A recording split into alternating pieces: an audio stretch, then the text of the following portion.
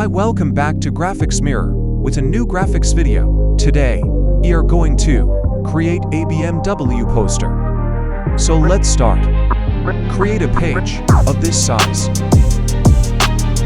Place this pic of BMW, link in description. Press Ctrl+C and copy paste it here and adjust it like this.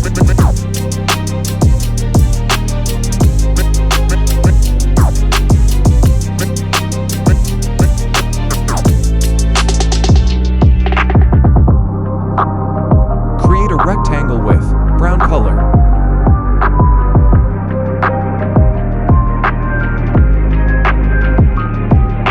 Adjust it.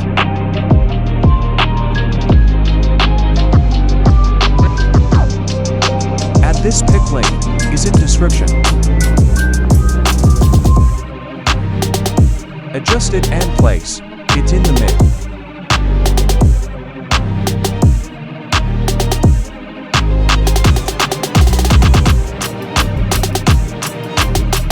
Add this price link in description.